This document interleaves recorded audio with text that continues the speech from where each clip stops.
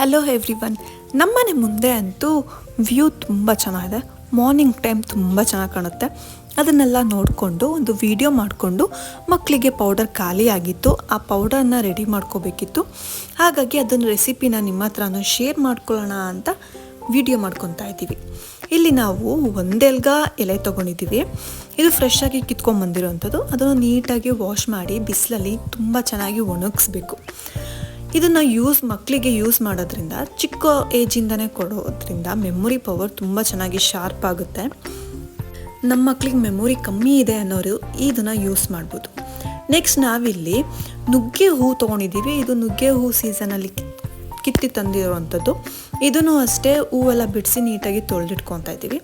ಇದರಿಂದನೂ iron content ತುಂಬ ಜಾಸ್ತಿ ಇರುತ್ತೆ. HB ಲೆವೆಲ್ ನೀಟಾಗಿ ಬ್ಯಾಲೆನ್ಸ್ ಆಗುತ್ತೆ. ನೆಕ್ಸ್ಟ್ ನಾವು ಆ್ಯಪಲ್ ತೊಗೊಂಡಿದ್ದೀವಿ. ಇಲ್ಲೊಂದು 4 ಆ್ಯಪಲ್ ತೊಗೊಂಡಿದ್ದೀವಿ ನಾವು. ಅದನ್ನು ನೀಟಾಗಿ ಸ್ಲೈಸಸ್ ಮಾಡ್ಕೊತಾ ಇದ್ದೀವಿ. ಮಕ್ಕಳಿಗೆ ಆ್ಯಪಲ್ ಕೊಡೋದ್ರಿಂದ ಎಷ್ಟು ಉಪಯೋಗ ಇದೆ ಅನ್ನೋದು ಎಲ್ಲರಿಗೂ ಗೊತ್ತು. ವಿಟಮಿನ್ A ಸಿಗುತ್ತೆ, ಮಿನರಲ್ಸ್ ಇದೆ.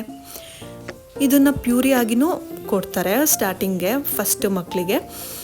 ಆಮೇಲೆ ನಾವು ಕ್ಯಾರೆಟ್ನೂ ಅಷ್ಟೇ ಕ್ಯಾರೆಟ್ ತೊಗೊಂಡಿದ್ದೀನಿ, ವಿಟಮಿನ್ C. ಇದನ್ನು ಅಷ್ಟೇ ನೀಟಾಗಿ ಸ್ಲೈಸಸ್ ಮಾಡಿ ಇಟ್ಕೊತಾ ಇದ್ದೀವಿ. ಈ ಕ್ಯಾರೆಟ್, ಆ್ಯಪಲ್ಲು, ಬೀಟ್ರೂಟು, ABC ಇದನ್ನು ಮಕ್ಕಳಿಗೆ ಕೊಡೋದ್ರಿಂದ ವೆಯ್ಟ್ ಗೇನ್ ಕೂಡ ಆಗುತ್ತೆ. ಒಳ್ಳೆ ಮಿನರಲ್ ಸಿಗುತ್ತೆ, ವಿಟಮಿನ್ ಸಿಗುತ್ತೆ. ಡೈಜೆಸ್ಟಿವ್ ಸಿಸ್ಟಮ್ ಕೂಡ ನೀಟಾಗಿ ಇಂಪ್ರೂವ್ ಆಗುತ್ತೆ. ಮಕ್ಕಳಿಗೆ ಮೋಷನ್ ಕೂಡ ನೀಟಾಗಿ ಪಾಸ್ ಆಗುತ್ತೆ. ಇದನ್ನು 6 ಮಂತ್ಸ್ ಪ್ಲಸ್ ಮಕ್ಕಳಿಗೆ ಕೊಡ್ಬೋದು ಸ್ಟಾರ್ಟಿಂಗಿಂದಾನೆ.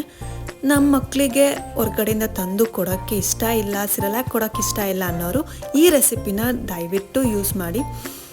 ಒಳ್ಳೆ ನ್ಯೂಟ್ರಿಷನ್ ಇರುವಂತಹ ಫುಡ್ ಪೌಡರ್. ನೆಕ್ಸ್ಟ್ ನಾವಿಲ್ಲಿ ಬೀಟ್ರೂಟ್ ತೊಗೊಂಡಿದ್ದೀವಿ. ಅದನ್ನು ಅಷ್ಟೇ ನೀಟಾಗಿ ಸ್ಲೈಸ್ ಮಾಡಿಕೊಂಡು ಇದನ್ನೆಲ್ಲನೂ ಬಿಸಿಲಲ್ಲಿ ಒಣಗಿಸೋಕ್ಕೆ ಅಂತ ಸ್ಲೈಸ್ ಮಾಡಿ ಇಟ್ಕೊತಾ ಇದ್ದೀವಿ. ನೆಕ್ಸ್ಟ್ ನಾನಿಲ್ಲಿ ಹೆಸರುಕಾಳು ಮತ್ತು ಕಡಲೆಕಾಳನ್ನ ತೊಳೆದು ಮೊಳಕೆ ಬಂದು ಬಿಸಿಲಲ್ಲಿ ಒಣಗಿಸಿ ಇಟ್ಕೊಂಡಿದ್ದೀನಿ. ಇದನ್ನು ಈಗ ಬಾಣಲಿಲಿ ಸ್ವಲ್ಪ ಡ್ರೈ ಮಾಡಬೇಕು. ಇದಕ್ಕೆ ಇನ್ನೂ ಬೇರೆ ಬೇರೆ ಏನೇನೋ ಮಿಕ್ಸ್ ಮಾಡ್ತಾರೆ. ಅಕ್ಕಿ, ಗೋಧಿ, ಸಬ್ಬಕ್ಕಿ, ಇನ್ನೂ ಏನೇನೋ ಮಿಕ್ಸ್ ಮಾಡ್ತಾರೆ. ನಿಮಗೆ ಬೇಕಾದರೆ ಮಿಕ್ಸ್ ಮಾಡ್ಕೋಬೋದು.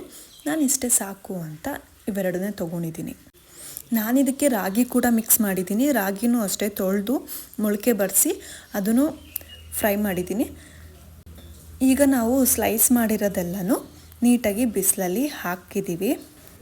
ಎಷ್ಟು ಐಟಮ್ ಹಾಕಿ ಬಿಸಿಲಲ್ಲಿ ಇಟ್ಟಿದ್ದೀವಿ ಅಂತ ಹೇಳ್ತಾರೆ, ಕೇಳಿಸ್ಕೊಳ್ಳಿ. ಇದರಲ್ಲಿ ಏನೇನಿದೆ ಹಂಗೆ ಎಕ್ಸ್ಪ್ಲೇನ್ ಮಾಡಿ. ಆ್ಯಪಲ್,